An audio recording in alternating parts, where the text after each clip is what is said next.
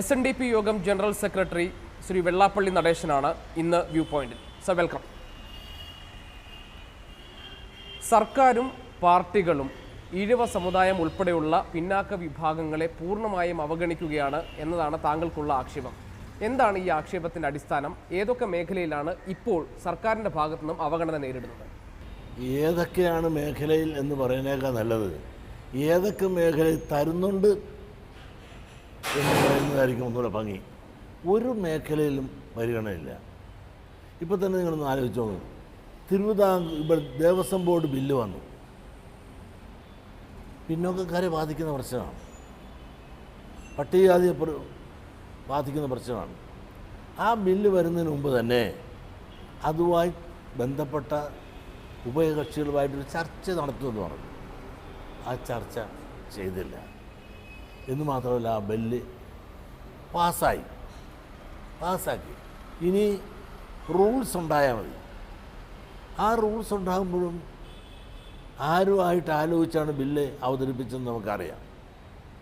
അവർ തന്നെ 18% വേണമെന്നും അവർ ആവശ്യപ്പെട്ടിട്ടുണ്ട്. അപ്പോൾ ആ ബില്ല് വരുന്നതിന് 2 ആഴ്ചയ്ക്ക് മുമ്പ് പറഞ്ഞെന്താണ്, ഉടനെ ബില്ല് വന്നില്ല എങ്കിൽ സത്യാഗ്രഹം നടത്തുമെന്ന് പറഞ്ഞു. അതായത് താൻ പറഞ്ഞിട്ടാണ് വന്നതെന്ന് വരുത്തുക. അതിനുമുമ്പേ ബില്ല് പറഞ്ഞവർ റെഡിയാക്കി വെച്ചിരിക്കുക. കാരണം മന്ത്രിയും സമുദായ നേതാവായിട്ടുള്ള ബന്ധത്തെപ്പറ്റി എല്ലാവർക്കും അറിയാം. അപ്പോൾ ഇനി റൂൾസും കൂടെ ഉണ്ടാക്കി വരുമ്പോൾ ഈ 15% സവർണ സമുദായത്തിലെ പാവങ്ങൾക്ക് മാത്രം. അപ്പോൾ ഈ 15% സമുദായത്തിലെ പാവങ്ങൾ ഒരു 5% പോലും കാണത്തില്ല. അവർക്ക് 18% വേണമെന്ന് പറയുമ്പോൾ ആ ലോജിക്ക് നമുക്ക് മനസ്സിലാകുന്നില്ല. അതാണ് ഒന്ന്. അതോടൊപ്പം തന്നെ വിദ്യാഭ്യാസ മേഖല, അത് ഈ ഗവൺമെൻറ് മാത്രമല്ല, കാലാകാലങ്ങളിൽ വന്ന ഗവൺമെൻറ്റുകൾ നിങ്ങൾ ആലോചിച്ച് നോക്കും. നിയമങ്ങളും ചട്ടങ്ങളും ഉണ്ടാക്കുമ്പോൾ അതൊരിക്കലും ഞങ്ങൾക്ക് ഗുണകരമായി ഉണ്ടാകുകയില്ല. കാരണം നിങ്ങളൊന്ന് ആലോചിച്ച് നോക്കൂ, +2 തരണമെങ്കിൽ ഹൈസ്കൂൾ ഉണ്ടാകണം എന്ന് പറയും. അന്ന് വിജയ ജോസഫ് ഇരിക്കുന്ന കാലത്താണ് ആ നിയമം വരുന്നത്. ഞങ്ങൾ ഹൈസ്കൂളില്ലാത്ത ഞങ്ങൾക്ക് എവിടെ +2 കൂട്ടാനാണ്? അപ്പോൾ ആ പ്ലസ് മുഴുവൻ ഉണ്ടായിരുന്ന ആൾക്കാരുന്നു പ്രത്യേകിച്ച് ക്രിസ്ത്യൻ സമുദായത്തിനെന്ന് പറഞ്ഞായിരുന്നു ഏറ്റവും കൂടുതൽ ഹൈസ്കൂളുള്ളത്. അതുകൊണ്ട് അവർക്കെല്ലാം +2 ഏറെ കിട്ടി. ഞങ്ങൾക്ക് ഹൈസ്കൂളില്ല, അതുകൊണ്ട് +2 ഇല്ല. അതോടൊപ്പം തന്നെ ഞങ്ങൾക്ക് കോളേജുണ്ട്, കോളേജിനോട് ചേർന്ന് ഹൈസ്കൂളില്ല, അതുകൊണ്ട് ഞങ്ങൾ പ്രീ ഡിഗ്രി ഡീലിംഗ് ചെയ്തപ്പോൾ 10,500 സീറ്റാണ് ഞങ്ങളുടെ കോളേജിൽ നിന്ന് പോയപ്പോൾ ഞങ്ങളുടെ കുട്ടികൾ 6,000 കുട്ടികൾ പഠിക്കുന്നുണ്ടായിരുന്നു. പട്ടികവർഗം 2,000 പഠിക്കുന്നുണ്ടായിരുന്നു. ഒന്നും തന്നില്ല. അങ്ങനെ വിദ്യാഭ്യാസ മേഖലയിൽ കണക്ക് ഞങ്ങൾ പ്രസിദ്ധപ്പെടുത്തിയിരുന്നു. എഞ്ചിനീയറിംഗ് കോളേജ് ഞങ്ങൾക്ക് എഴുതേണ്ടില്ല, മറ്റെല്ലാ സമുദായങ്ങൾക്കുണ്ട്. അതോടൊപ്പം മലബാർ പ്രദേശത്തിൽ ഞങ്ങൾക്ക് സ്കൂളുകൾ ഒന്നും തന്നെ ഇല്ല. ഏതാണ്ട് 6 ജില്ലയിൽ തന്നെ ഒറ്റ ഉന്നത വിദ്യാഭ്യാസ സ്ഥാപനങ്ങൾ എഴുതിയിട്ടില്ലാത്ത വിഭാഗമാണ് ഞങ്ങൾ.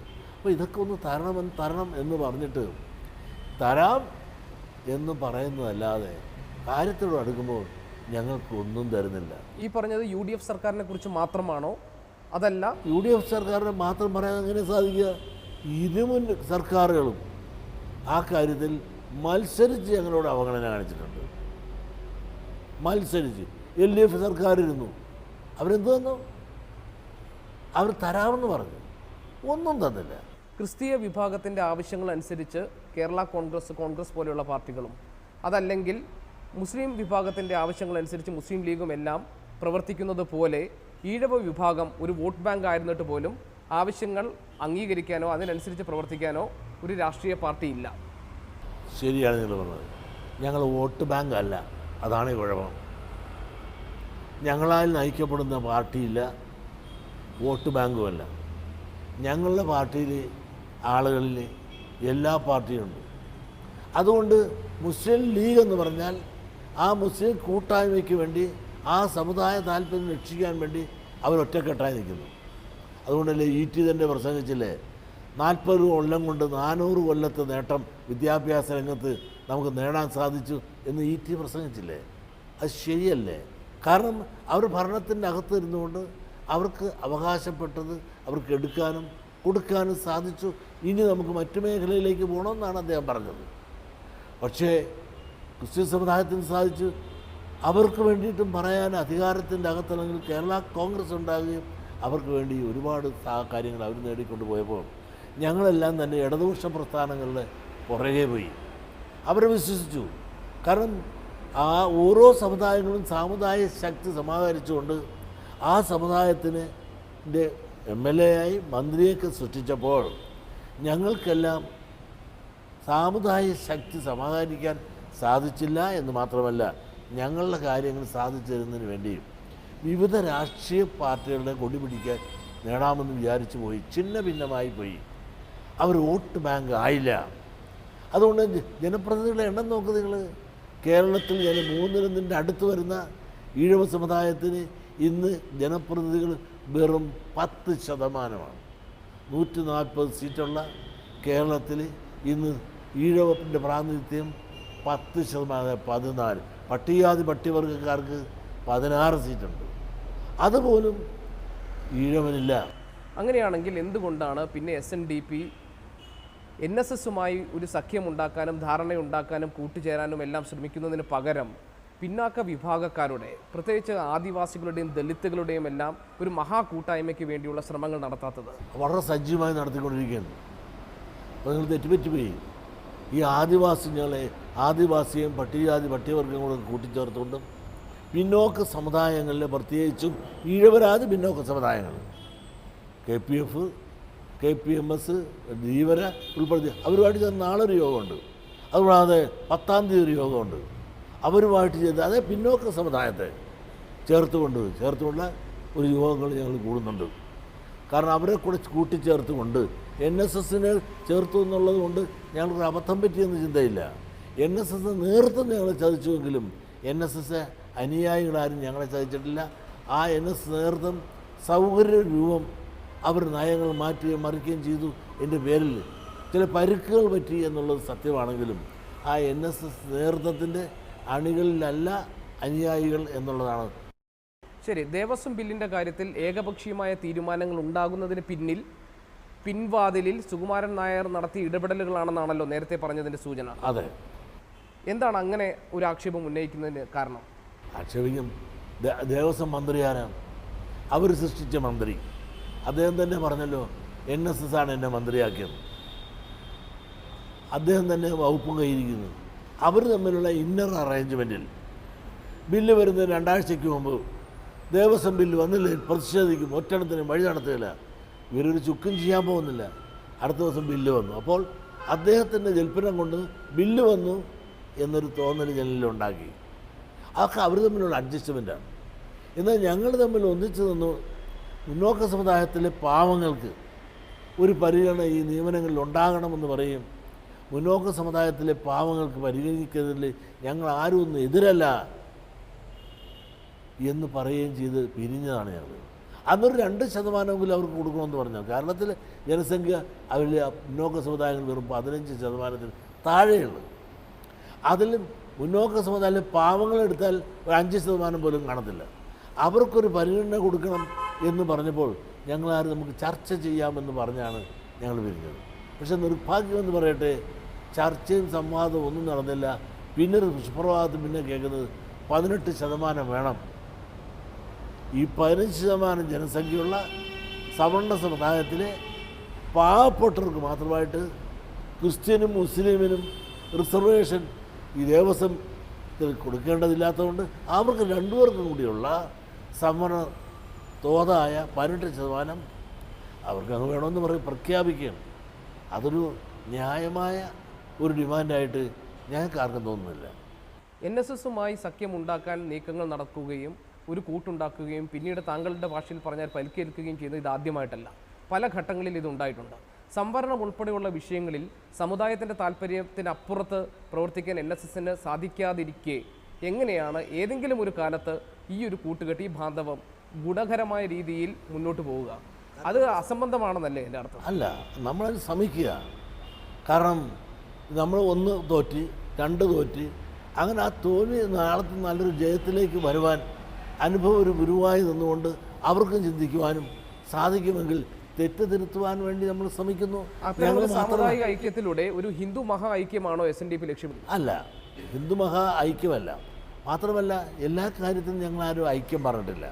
യോജിക്കാവുന്ന മേഖലയിൽ മാത്രം യോജിക്കുക എന്നുള്ള അജണ്ട അല്ലാതെ എല്ലാ കാര്യങ്ങളിലും ഞങ്ങൾ തമ്മിൽ യോജിപ്പുണ്ടാകണമെന്നും യാതൊരു നിർബന്ധവുമില്ല. സംവരണ കാര്യം വരുമ്പോൾ ഞങ്ങൾ തമ്മിലൊക്കെ അങ്ങും ഇങ്ങും അഭിപ്രായ വ്യത്യാസമുണ്ടാകുമെന്ന് രണ്ടു കൂട്ടർക്കും നല്ലപോലെ അറിയാം. പക്ഷേ കഴിയുന്നത്ര അത് ജനമധ്യത്തിൽ അറിയിക്കാതിരിക്കുവാൻ ഒരു പരസ്പരം ഇരുന്ന് കൂടിയാലോചന നടത്തി ഒരു ചർച്ച ചെയ്യുകയല്ലേ വേണ്ടത്. സാമാന്യ മര്യാദയ്ക്ക് ഐക്യം നിലനിൽക്കുമ്പോൾ അത് കൂടിയാലോചന ഇല്ലാതെ ഒരൊറ്റ ദിവസം സുപ്രഭാതത്തിൽ പ്രഖ്യാപിക്കുന്നു 18% എന്ന് പറയുമ്പോൾ ഞങ്ങളെ കൂട്ടുള്ളവർക്ക് വിഷമം വരികയല്ലേ. ഇത് കിട്ടാത്ത ആളുകളില്ലേ പറയും, താഴെയില്ലേ, അവർക്കൊക്കെ വിഷമം വരികയല്ലേ. അങ്ങനെയാണോ വേണ്ടത്? ഒരു കൂട്ടായ്മ എന്ന് പറഞ്ഞാൽ അതിനുവേണ്ടി നിൽക്കുന്ന നേതാക്കന്മാരെയും പരസ്പരം സ്നേഹം കൊടുക്കാനും വാങ്ങാനും തക്കുന്ന രീതിയിലുള്ള ഒരു സമീപനവും പെരുമാറ്റവും അല്ലേ വേണ്ടത്. സുകുമാരൻ നായർ ചതിച്ചു എന്ന് പറയുമ്പോഴും സുകുമാരൻ നായർ സമുദായ താല്പര്യം കണക്കിലെടുത്ത് പ്രവർത്തിച്ചു എന്നല്ലേ മനസ്സിലാക്കേണ്ടത്? ചതിച്ചു എന്ന് ഞാൻ പറഞ്ഞില്ല. കാരണം ചതിക്കാൻ പുള്ളിയുടെ അഭിപ്രായം പറഞ്ഞതല്ലേ ഉള്ളൂ. ആ യോജിക്കാത്ത അത് ചതിച്ചു എന്നുള്ളത് ആ ഒരു കൂട്ടായ്മയുടെ മര്യാദ കാണിച്ചില്ലെന്നേ. അല്ല, ആ ഉപയോഗിച്ച പ്രയോഗം താക്കോൽ കൂട്ടം കൈവശപ്പെടുത്തിയ ശേഷം മാടമ്പിയെ പോലെ പെരുമാറിയെന്നാണ്. അതെ, ശരിയല്ലേ. താക്കോലൊക്കെ കൂട്ടമായി കയ്യിലുണ്ടെന്ന് നിങ്ങൾക്കും എനിക്കൊക്കെ അറിയാമെന്നില്ല. എന്നിട്ട് നിങ്ങൾ ആരെങ്കിലും പറഞ്ഞാൽ ഒരു മീഡിയയും മിണ്ടുന്നില്ല. നിങ്ങളെല്ലാം വായടച്ചു പോയാൽ അന്ന് എല്ലാവർക്കും അറിയാമായിരുന്നല്ലോ. എത്ര മന്ത്രിമാരുണ്ട്? ആ മന്ത്രിമാർ സവർണർ എത്രയുണ്ട്? ഇങ്ങനെ താക്കോൽ കൂട്ടവും കയ്യിൽ വെച്ചുകൊണ്ട് താക്കോലില്ലേ എന്ന് പറഞ്ഞ് നെഞ്ചത്തിടിച്ച് നിലവിളിച്ചപ്പോൾ പോലും ഒരു മീഡിയയും അത് ശരിയല്ല, അവരുണ്ട് ഇന്നതുണ്ട് എന്ന് പറയാൻ ഇവിടുത്തെ ഒരു മീഡിയയും തയ്യാറായില്ല. ഇപ്പോഴാണെങ്കിലും ഞാനെങ്കിലും ഇപ്പോൾ പറഞ്ഞു. പക്ഷെ ഞാനെന്താന്ന് പറഞ്ഞെന്ന് ചോദിച്ചാൽ ഞാൻ എൻ്റെ മര്യാദയാണ്. ഒരു കൂട്ടായ്മ നിൽക്കുമ്പോൾ നിങ്ങൾക്കൊരു ആവശ്യം നിൽക്കുന്നു, കൂട്ടായ്മ നിൽക്കുമ്പോൾ നിങ്ങളുടെ ആവശ്യതയും പറഞ്ഞു നിൽക്കുമ്പോൾ ഞാൻ അതിനു വേണ്ടി കൂട്ടു നിൽക്കുകയല്ലേ. ഒരു ചങ്ങാതിമാരെന്ന നില നിൽക്കുമ്പോൾ കാണിക്കേണ്ട ആ ഒരു സംസ്കാരം അതാണ് ഞാൻ കാണിച്ചത്. തിരുവിതാംകൂർ ഈഴവ മഹാസംഗമത്തിൽ സ്വാഗത പ്രസംഗം നടത്തിയ തുഷാർ വെള്ളാപ്പള്ളി മുതൽ ആശംസാ പ്രസംഗം നടത്തിയ എൻ രാജൻ ബാബു വരെ ഉള്ളവർ പറഞ്ഞത് SNDP യോഗം ഇനി ഒരു രാഷ്ട്രീയ പ്രസ്ഥാനമായി മാറേണ്ടതിൻ്റെ കുറിച്ചുള്ള ആഹ്വാനമായിരുന്നു. ഒരു രാഷ്ട്രീയ പ്രസ്ഥാനമായി SNDP യോഗം മാറുന്നതിൻ്റെ സൂചനകളായി ഈ അടുത്ത കാലത്ത് സർക്കാരിനെയും പാർട്ടികളെയും വിമർശിക്കുന്നതിനെ കാണാമോ? അങ്ങനെയല്ല, ഞങ്ങൾ ഒരു പാർട്ടിയോടും ഞങ്ങൾക്ക് വിധേയത്വമോ ഒരു പാർട്ടിയോടും വിരോധമോ ഇല്ല. പിന്നെ ഞങ്ങളോട് നല്ലത് കാണിക്കുകയും നല്ലത് പറയുകയും ചെയ്യുന്ന ആരായാലും അവരോട് ഞങ്ങൾ സ്നേഹം കാണിക്കും. ഞങ്ങളോട് നീതി പുലർത്താത്ത ആളുകളോട് നീതി തന്നുകൊണ്ട് എങ്ങനെ പറയാൻ നോക്കുക? ദേവസ്വം ബോർഡിൻ്റെ കാര്യം വന്നാൽ ഈ ഗവൺമെൻറ് നീതി കാണിച്ചോ? കഴിഞ്ഞ ദേവസ്വം ഗവൺമെൻറ്റിനെ കാണിച്ചോ? അവരും ഒട്ടും കാണിച്ചില്ലല്ലോ. അവരെന്താ ചെയ്യുന്ന ബില്ല് കൊണ്ടുവന്നിട്ട് അത് പിൻവലിച്ചുകൊണ്ട് വീട്ടിൽ പോയില്ലേ? സബ്ജക്റ്റ് കമ്മിറ്റിക്ക് വിട്ടിട്ട് കാലാവധി വരെ അത് കൈവച്ചുകൊണ്ടിരുന്നിട്ട് അവസാനം അത് പോയ വഴി കണ്ടോ? അപ്പോൾ പലപ്പോഴും അനീതി ഇവർ രണ്ടു കൂട്ടരും ഒരുപോലെ കാണിച്ചിട്ടുണ്ട്. വിദ്യാഭ്യാസ സ്ഥാപനങ്ങളുടെ കാര്യത്തിൽ രണ്ട് ഗവൺമെൻറ്റും ക്രൂരകരമായ അനീതി ഞങ്ങളോട് കാണിച്ചിട്ടുണ്ട്. അതൊക്കെ തുറന്നു പറയുക. അതുകൊണ്ട് ഞങ്ങൾ ഒരു പാർട്ടിയുടെയും വാലല്ല, മറ്റവരുടെ തൂത്തുകളാനുള്ള ചൂലല്ല. ഞങ്ങളെല്ലാം രാഷ്ട്രീയ ശക്തിയാകാൻ ഒരു കാലത്ത് മുസ്ലിം ലീഗിനെ പറ്റി എന്താ പറഞ്ഞിരുന്നത്? ഒരു ചുക്കുമില്ല എന്നാണ് പറഞ്ഞത്. അത് നെഹ്റു പറഞ്ഞില്ലേ, ഇത് ചത്ത കുതിരയാണെന്നാണ്. മുഹമ്മദ് കോയ വളരെ രസകരമായി ആ മഹാനെന്ന് പറയും. എനിക്ക് ഭയങ്കര ഇഷ്ടമുള്ള ഒരാളായിരുന്നു അദ്ദേഹം പറഞ്ഞതെന്ന് ഇത് ഉറങ്ങുന്ന സിംഹമാണെന്നാണ് പറഞ്ഞത്. കാലവ് തെളിയിച്ചില്ലേ? കാരണം നിങ്ങളുടെ മുമ്പിലും ലക്ഷ്മണരേഖ വരച്ചിട്ടുണ്ടായിരുന്നു മുസ്ലിങ്ങളുടെ. കേരള കോൺഗ്രസിനും മുസ്ലിങ്ങളെയും ക്രിസ്ത്യാനികളെയും പറ്റി എന്താ പറഞ്ഞത്? പള്ളിയെ തള്ളിപ്പറഞ്ഞിട്ട് വന്നാൽ നിങ്ങളെ സ്വീകരിക്കാൻ എന്താ പറഞ്ഞത്? അവരുടെ മുമ്പിൽ ലക്ഷ്മണരേഖ വരച്ചിട്ടുണ്ടായിരുന്നു. പക്ഷേ ഇവരെല്ലാം സംഘടിതരായി ശക്തരായി ഈ ലക്ഷ്മണരേഖ രാഷ്ട്രീയക്കാർ വരച്ച ലക്ഷ്മണരേഖ കടക്കുവാൻ ആ സമുദായത്തിന് സാധിച്ചതോടുകൂടി അവരെല്ലാം മതേതര പാർട്ടികളായി മാറി. വേണമെങ്കിൽ ഈ 3 മാസത്തിനുള്ളിൽ ഒരു രാഷ്ട്രീയ പ്രസ്ഥാനമായി മാറാം അല്ലേ? എന്നില്ല, രാഷ്ട്രീയ ശക്തിയായി നിൽക്കുകയും ഞങ്ങൾ SNDPയുടെ അകത്താണെങ്കിൽ എല്ലാ പാർട്ടികളും ഉണ്ട്. ലീഗ് തൊട്ട് കേരള കോൺഗ്രസ് തൊട്ട് എല്ലാം ഉണ്ട്. ഇനി രാഷ്ട്രീയ പാർട്ടി ഉണ്ടാക്കി ഇതിനകത്തുള്ളവർക്ക് ആ രീതിക്ക് ചിന്തിച്ച് പോകണമെന്നുണ്ടെങ്കിൽ ഞങ്ങളാരും അതിന് എതിരായിരിക്കില്ല. SNDP രാഷ്ട്രീയ പാർട്ടി ഉണ്ടാക്കുന്നില്ല. ഇനി പാർട്ടി ആർക്കെങ്കിലും ഇതിനകത്തുള്ളവർക്ക് ഉണ്ടാക്കി പോകണമെന്നുണ്ട്, അല്ലെ ഉള്ളതിൻ്റെ പുറകെ പോകണമെന്നുണ്ട്, അതല്ല പുതിയതായിട്ടൊന്ന് ഉണ്ടാക്കണമെന്ന് തോന്നി ആരെങ്കിലും പോയാൽ അതിനെ തടുക്കാനൊന്നും SNDP യോഗമില്ല. ഈ വരുന്ന ലോക്സഭാ തെരഞ്ഞെടുപ്പിൽ എന്തായിരിക്കും SNDP എടുക്കുന്ന രാഷ്ട്രീയ നിലപാട്? അതിപ്പോൾ പറയാൻ പറ്റില്ല. SNDP ഒരു രാഷ്ട്രീയ നിലപാടെടുക്കണമെങ്കിൽ അതിൻ്റെ ഘടകങ്ങൾ ചർച്ച ചെയ്യണം. ദേവസ്വം ബില്ലിൻ്റെ കാര്യത്തിൽ സർക്കാരിനെതിരെ അതൃപ്തി ഉണ്ടാവുകയും ഇപ്പോൾ വിമർശനം ഉന്നയിക്കുകയും ചെയ്തിരിക്കുന്ന സാഹചര്യത്തിൽ ഒരു ഇടതുപക്ഷ അനുഭാവം ഉണ്ടാകുമെന്നല്ലേ? അതിൻ്റെ അല്ല, അതിന് എതിരെ ഞങ്ങളെ ദ്രോഹിച്ചാൽ ഞങ്ങൾ ദ്രോഹിക്കും. അതിനിപ്പോൾ ഇടതും വലുതും നോക്കാൻ പോകുന്നില്ല. ഈ തിരുവിതാംകൂർ ദേവസ്വം ഈ ബില്ല് പാസ്സാക്കിയ ശേഷം റിക്രൂട്ടിംഗ് ബോർഡ് ഉണ്ടാക്കി ആ റിക്രൂട്ടിംഗ് ബോർഡിനകത്ത് അനീതിപരമായ സംവരണം മറ്റ് മുന്നോക്ക സമുദായങ്ങൾക്ക് കൊടുത്തുകൊണ്ട് മുമ്പോട്ട് പോകാൻ ഈ ഗവൺമെൻറ് തയ്യാറായാൽ ശക്തമായ തിരിച്ചടി ഞങ്ങൾ പാർലമെൻറ്റ് തിരഞ്ഞെടുപ്പ് നടത്തും. അത് നിയമപരമായും ജനകീയമായും അതിനെ നേരിടുമെന്നുള്ള കാര്യത്തിൽ യാതൊരു സംശയം വേണ്ട. അല്ലെങ്കിൽ പിന്നെ ഞങ്ങൾ ഇവിടെ ഇരുന്നിട്ട് എന്താ കാര്യം? ഇപ്പോഴും 90% ഉദ്യോഗങ്ങളും സവർണ സമുദായങ്ങളും തന്നെയല്ലേ കൈവശം വെച്ചുകൊണ്ടിരിക്കുന്നത്. എന്നാൽ ആ ബാലൻസിങ് വരുന്നവരെ ഞാൻ ഈ ബാക്കിയുള്ള പട്ടികജാതിക്കാർക്കും പിന്നോക്കക്കാരനും ഉദ്യോഗം തരണമെന്ന് പോലും ഞങ്ങളാരും പറയുന്നില്ലല്ലോ. എന്ത് മര്യാദയാണ് കാണിക്കുന്നത്? എന്ത് ക്രൂരതയാണ് കാണിക്കുന്നത്? നരേന്ദ്രമോദിയുടെ ഗുജറാത്ത് ഭരണത്തെക്കുറിച്ച് കേരളത്തിലെ ഭരണ പ്രതിപക്ഷ കക്ഷികളിൽ ചിലർ പോലും നല്ല അഭിപ്രായങ്ങൾ പറയുകയും സ്തുതി പാടുകയൊക്കെ ചെയ്ത് താങ്കൾ കണ്ടിരിക്കുകയാണ്. അതെ. എന്താണ് ശ്രീ വെള്ളാപ്പള്ളി നടേശൻ്റെ അഭിപ്രായം? ഇപ്പോൾ അഭിപ്രായം രാഷ്ട്രീയക്കാർ പറയുന്നതനുസരിച്ച് അത് പറയേണ്ട ജോലിയല്ലേ ഇപ്പോൾ നമുക്കുള്ളത്. മോഡി കൊള്ളുകയില്ലാത്തവനാണ്, കള്ളനാണ്, ദുഷ്ടനാണ്, ഹിന്ദു വർഗീയവാദിയാണ് എന്ന് പറഞ്ഞവരിപ്പോൾ ഇപ്പോൾ എന്താ പറയണത്? ബിഷപ്പ് തിരുമേനിമാർ പറഞ്ഞല്ല, കൊള്ളാം, നല്ലവനാണ്, നല്ല ഭരണമാണ്. ഇപ്പോൾ ഇവിടുത്തെ രാഷ്ട്രീയക്കാർ പറയുന്നതനുസരിച്ച് മാറിയും മറിച്ചും പറയുവാനുള്ള ആ ഉത്തരവാദിത്വം ആ പാപവും അല്ലേ നമുക്കുള്ളൂ. മറിച്ച് പറയാൻ നമുക്ക് ഒക്കുമോ? ഇവിടെ മതേതരമാണ് ലീഗിന് മോഡിയുടേതെന്ന് പറഞ്ഞാൽ നമുക്കതും പറയാനേ നിവൃത്തിയുള്ളൂ. കാരണം അതായത് മോഡി മോഡൽ ഭരണത്തെ അംഗീകരിക്കുന്നുണ്ട് വെള്ളാപ്പള്ളി. ഞാൻ മോഡി മോഡൽ ഭരണം അവിടെ വളരെ നന്നായിരുന്നു, എനിക്കറിയില്ല. അവിടെ നന്നായിരുന്നുകൊണ്ടാണല്ലോ അദ്ദേഹം വീണ്ടും ജയിച്ചത്. മാത്രമല്ല അവിടെ എല്ലാ സമുദായക്കാരും മുസ്ലിം ലീഗ് വരെ മുസ്ലിങ്ങൾ വരെ വോട്ട് കൊടുത്തില്ലായിരുന്നുവെങ്കിൽ അദ്ദേഹത്തിന് ഇത്രയും വലിയ ബമ്പർ വിജയം ഉണ്ടാകുമായിരുന്നു. അപ്പോൾ അദ്ദേഹം അവിടെ നല്ല സൽഭരണം നടത്തി. ഒരു പിന്നോക്കക്കാരൻ എന്നാണ് ഞാൻ മനസ്സിലാക്കിയിരിക്കുന്നത്. ഒരു പിന്നോക്കക്കാരന് ഇത്രയധികം വിവരങ്ങളിൽ എത്തിക്കുവാൻ വളരാൻ സാധിച്ചു എങ്കിൽ ഓരെങ്കിലും മുന്നോക്കക്കാരുടെ ആധിപത്യം കൂടുതലുള്ള BJPയുടെ അകത്ത് ഒരു പിന്നോക്കക്കാരന് ഇത്തരവും ആധിപത്യം സ്ഥാപിച്ച് വളരാൻ സാധിച്ചു എങ്കിൽ മോഡി പ്രഗത്ഭനും മിടുക്കനുമായിരിക്കണം. മുന്നോക്കക്കാർ നിരന്തരം അനർഹമായ രീതിയിലുള്ള പരിഗണനകൾ നേടിയെടുക്കുന്നുണ്ട് എന്ന് വെള്ളാപ്പള്ളി പറയുന്നു. അതുകൊണ്ട് തന്നെ മുന്നാക്കക്കാർക്ക് പ്രാതിനിധ്യം കിട്ടുന്ന ഒരു പാർട്ടിയായാണ് BJPയും കാണുന്നത്. BJPയുടെ രാഷ്ട്രീയ നയങ്ങളോടും യോജിപ്പാണെന്ന് പറയാനൊക്കത്തില്ല. കാരണം യോജിപ്പും നമ്മൾ അവരുടെ ഭരണം ഇവിടെ നമുക്ക് ഉണ്ടായിട്ടില്ല. അപ്പോൾ യോജിപ്പാണോ വിയോജിപ്പാണോ എന്ന് നമുക്ക് പറയാൻ എങ്ങനെ സാധിക്കുക? മോഡിയുടെ ഭരണം നമ്മൾ കണ്ടിട്ടില്ല. അദ്ദേഹം ഭരിച്ച ഗുജറാത്ത് അവിടെ ഉണ്ടാണ് ഗംഭീര ഭരണമാണ്, തുടർ ഭരണവും അദ്ദേഹത്തിന് കിട്ടിയെന്നതോടുകൂടി അദ്ദേഹത്തിന് ഭരണം അവിടെ നന്നായിരുന്നു എന്ന് എല്ലാവരും പറയുന്നു. അതുകൊണ്ട് ഞാനും പറയുന്നു. അതല്ലാതെ എനിക്ക് അദ്ദേഹത്തെ ഒന്നും അറിയില്ല.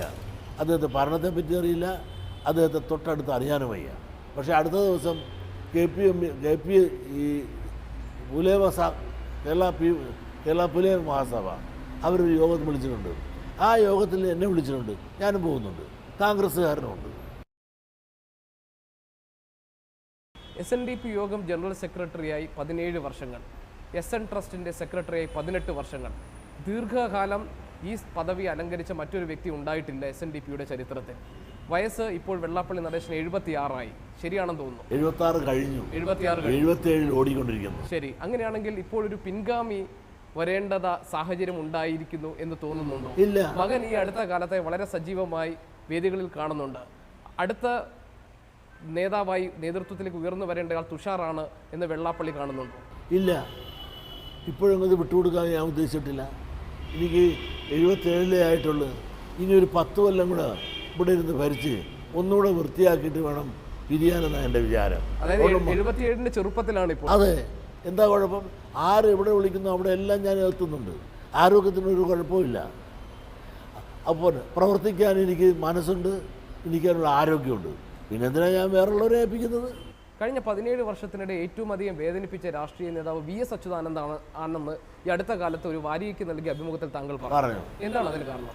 കാരണം ഞാൻ ഒരു തെറ്റും ചെയ്യാതെ തന്നെ എൻ്റെ വീട്ടിലിട്ട് എന്നെ ഒരുപാട് പീഡിപ്പിച്ച്. ഞാൻ ഒരു തെറ്റും ചെയ്തില്ല അദ്ദേഹത്തോട് ഒരുപാട് സ്നേഹിച്ച ആളായിരുന്നു ഞാൻ. ഒരു കാലത്ത് അദ്ദേഹം എന്നെ സ്നേഹിച്ചിരുന്നു. SN കോളേജിൽ സമരവുമായിട്ട് ബന്ധപ്പെട്ടുകൊണ്ട് സമയത്ത് തീർത്തില്ല, അദ്ദേഹം പറഞ്ഞ പോലെ തീർത്തില്ല എന്ന് പറഞ്ഞുകൊണ്ട് ആ ന്യായം പറഞ്ഞ് എൻ്റെ വീട്ടിൽ 324 ദിവസമാണെന്ന് എൻ്റെ ഒരു ഓർമ്മ, ഒരു കൊല്ലത്തിനടുത്തോളം ഉപരോധം നടത്തി. 128 ദിവസം എന്നെ വീട്ടിൽ കയറ്റിയില്ല. ഇങ്ങനൊരു അവർ ഭരിക്കുന്ന കാലത്താണ്. നയനാരോട് പറഞ്ഞിട്ട് പോലും അദ്ദേഹത്തിന് എന്നെ രക്ഷിക്കാൻ സാധിച്ചില്ല. നയനാർ പറഞ്ഞു, പാർട്ടി സെക്രട്ടറിയാണ് അദ്ദേഹം, എനിക്കൊന്നും ചെയ്യാനില്ല, ആലപ്പുഴക്കാരൻ കൂടെയാണ് എന്ന് പറഞ്ഞ് അവസാനം സഹതാപത്തോടു കൂടി അദ്ദേഹം കൈമനത്തുകയാണുണ്ടായത്. ഞാൻ ഒരു തെറ്റും ചെയ്യാത്ത ഞാൻ വളരെ സ്നേഹിച്ചിരുന്ന VS എന്നെ ഒരുപാട് പ്രയാസപ്പെടുത്തി. ഒരു പൊതുപ്രവർത്തനം ഇത്രയൊരു ദുരിതം കേരളത്തിൽ ആർക്കും സംഭവിച്ചിട്ടില്ല.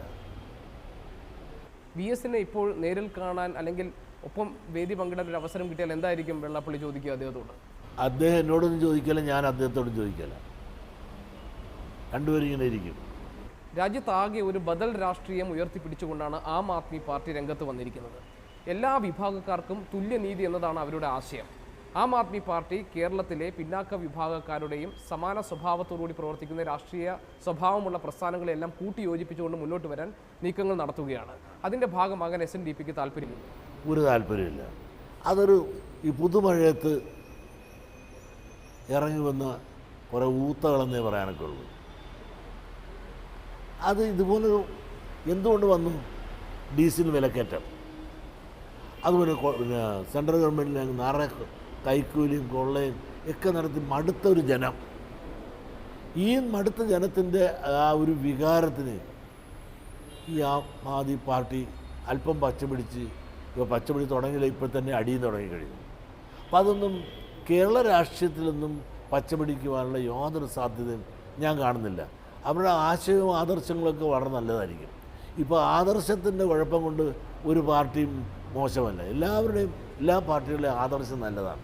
പക്ഷേ അത് കൊണ്ടു നടക്കുന്നവരുടെ കുഴപ്പം കൊണ്ടാണ് ഇതെല്ലാം, ഈ ആദർശങ്ങളെല്ലാം മരിച്ചു പോകുന്നത്. കേരള രാഷ്ട്രീയം ഈ അടുത്ത കാലത്തായി ചർച്ച ചെയ്ത 2 വിഷയങ്ങൾ: ഒന്ന് TP ചന്ദ്രശേഖരൻ വധം, 2 സോളാർ വിഷയം. സോളാർ വിഷയത്തിലെ യഥാർത്ഥ പ്രതി അല്ലെങ്കിൽ അതിൻ്റെ ഒരു പ്രധാന കാരണക്കാരൻ ഒരു MP ആണെന്ന് താങ്കൾ പറയുകയുണ്ടായി. അതെ, അതാരാണ്? എല്ലാവർക്കും അറിയാലോ, ഞങ്ങളുടെ MP. അദ്ദേഹത്തിന് എനിക്ക് നോട്ടീസ് അയച്ച് ഞാൻ തിരിച്ചും കൊടുത്തു. മിണ്ടാട്ടമില്ലല്ല. അദ്ദേഹം നിരപരാധിയാണെന്നെങ്കിൽ എൻ്റെ പേര് 1 കോടി രൂപയ്ക്ക് കേസ് കൊടുക്കാമല്ല. എന്താ കേസ് കൊടുക്കാത്തത്? എല്ലാവർക്കും പച്ച പോലെ അറിയാക്കില്ല എല്ലാ കാര്യവും. അത് AC വേണുഗോപാൽ തന്നെ. അദ്ദേഹം അതിനകത്ത് ഒന്നാമത്തെ കക്ഷിയാണ് എന്ന് എത്രയോ പേരും അദ്ദേഹത്തിൻ്റെ പാർട്ടിയുള്ളവർ ഉദ്യോഗസ്ഥർ പോലും അത്തരത്തിലൊരു അഭിപ്രായം പറഞ്ഞിട്ടില്ല. അപ്പോൾ വെള്ളാപ്പള്ളി നടേശൻ അത് പറയുമ്പോൾ തെളിവുകൾ ആവശ്യമല്ലേ? ഇതൊക്കെ പല അപ്രിയ സത്യങ്ങളും കാണും. അതെല്ലാം തെളിവിൻ്റെ അടിസ്ഥാനത്തിലല്ല. സത്യം എപ്പോഴും സത്യം പോലെ തെളിഞ്ഞു നിൽക്കും. ഇപ്പം തന്നെ നിങ്ങൾ പറഞ്ഞ് മരിച്ച ചന്ദ്രശേഖരൻ, ഇനി TP ചന്ദ്രശേഖരനെ കൊന്നത് ആരാണെന്നല്ല, ചത്തത് വിജയനെങ്കിൽ കൊന്നത് ഭീമൻ തന്നെയാണ്. അത് ആരൊക്കെയാണ് കൊന്നത് എന്നുള്ളതല്ലേ ഇപ്പോൾ തർക്കം വരേണ്ടുള്ളൂ. അതിനകത്ത് എന്താണ്? ഒരു സത്യമില്ലേ? കമ്മ്യൂണിസ്റ്റ് പാർട്ടിയുടേതല്ലേ ആണ് അതിൻ്റെ പിന്നിലുള്ള കാര്യത്തിൽ യാതൊരു തർക്കമില്ല. പക്ഷേ അതിൽ ഉന്നതന്മാരുണ്ടോ ഇല്ലേ എന്നുള്ളതല്ല. ഇപ്പോൾ ശിക്ഷിച്ചപ്പോഴും ആരാ ഉള്ളത്? താഴെക്കിടെയുള്ളവരില്ലേ? ഇതിൻ്റെ ചർച്ച ആദ്യം തുടങ്ങിയപ്പോഴേ ഞാൻ പറഞ്ഞു, ഉന്നതന്മാരുണ്ടോ ഇല്ലോ എന്ന് എനിക്കറിയില്ലെങ്കിലും പാർട്ടിക്ക് അതിൽ പങ്കുണ്ട്, താഴെ ലെവലിലുള്ളവരല്ലേ പങ്കെടുത്തിട്ടുണ്ടെന്ന് പറഞ്ഞു. ഇന്ന് വിധി വന്നപ്പോഴും അതല്ലേ നേരെ. അതുകൊണ്ട് TP ചന്ദ്രശേഖരൻ വധത്തിന് കമ്മ്യൂണിസ്റ്റ് പാർട്ടിക്ക് ഉത്തരവാദിത്വമില്ല എന്ന് പറയാൻ സാധിക്കില്ല. കമ്മ്യൂണിസ്റ്റ് പാർട്ടിയുടെ താഴേക്കിടെയുള്ള പലരും അതിനകത്ത് ഉത്തരവാദിയാണെന്ന് കേസിലൂടെയും വിധിയിലൂടെയും നമുക്ക് മനസ്സിലാക്കാൻ സാധിച്ചിട്ടുണ്ട്. അതുപോലെ തന്നെയാണ് ഈ സരിത കേസ്. ഇതുപോലെ എത്രയോ മാന്യന്മാരെ എൻ്റെ സരിതയുടെ പറയുകയാണെന്ന്. ഇപ്പോൾ സരിത തന്നെ അകത്തു നിന്ന് കിടക്കുകയാണ്, കോടികൾ അടച്ചുകൊണ്ടിരിക്കുകയാണ്. ഇത് ആരടയ്ക്കണപ്പോൾ? ഇത് എവിടുന്ന് പൈസ ഉണ്ടായി? ഈ നാറ്റക്കേസെല്ലാം നമ്മൾ ഈ TV കൂടെ കേൾപ്പിക്കേണ്ട കാര്യമുണ്ടാകും. ഒരുപാട് നാൾ ഈ നാറ്റക്കേസ് എല്ലാവരും കേട്ട് മനം മടുത്ത് നിൽക്കുന്നൊരു കേസാണിത്. നാറിയ കേസാണ്. പൊതുപ്രവർത്തനെന്നും രാഷ്ട്രീയ നേതാക്കന്മാരെന്നും പറഞ്ഞ് നടക്കുന്ന ഇതുപോലെ എം പിമാരുടെ എല്ലാം വികൃത രൂപങ്ങളും എല്ലാം ജനം കണ്ടു മനസ്സിലാക്കി. KPCC അധ്യക്ഷ സ്ഥാനം ഒരു ഈഴവ സമുദായ അംഗത്തിന് നൽകണം എന്ന ആവശ്യം വെള്ളാപ്പള്ളി നടേശനുണ്ട്. ആരെയാണ് താങ്കൾ മനസ്സിൽ കാണുന്നത്? ആരെ കൊടുത്താലും തിരക്കിടില്ല. ഇപ്പോൾ വളരെ ആഗ്രഹം കാണും സുധീറിന്. ഞാൻ പറഞ്ഞു എന്നുള്ള ഒരൊറ്റ കാര്യം കൊണ്ട് അദ്ദേഹം പറയും എനിക്ക് വേണ്ടെന്ന്. അങ്ങനെയാണല്ലോ പലപ്പോഴും അദ്ദേഹത്തിനുണ്ട്. പക്ഷേ അദ്ദേഹത്തിന് വേണ്ടെന്ന് ഇവിടെ കോൺഗ്രസിന് 2 ഗ്രൂപ്പുകൾ ഒന്നിച്ച് പറയുന്നു. അതാണ് ഒരു സ്ഥിതി. പിന്നെ ആരാണുള്ളത്? കോൺഗ്രസിനകത്ത് അകത്ത് നിന്ന് ഈഴവ സമുദായത്തിൽ ആരും വളരുന്നുണ്ട്. അതൊരു പ്രൈവറ്റ് ലിമിറ്റഡ് കമ്പനിയായിട്ട് അങ്ങ് പോവുകയല്ലേ. ഈ ലോക്സഭാ തെരഞ്ഞെടുപ്പിൽ ആരെ പാഠം പഠിപ്പിക്കാനാണ് SNDP ഉദ്ദേശിക്കുന്നത്? ആരെയും പാഠം പഠിപ്പിക്കുന്നില്ല. ഞങ്ങൾക്ക് നീതി തരാത്തവരെ പാഠം പഠിപ്പിക്കുക. Thank you very much.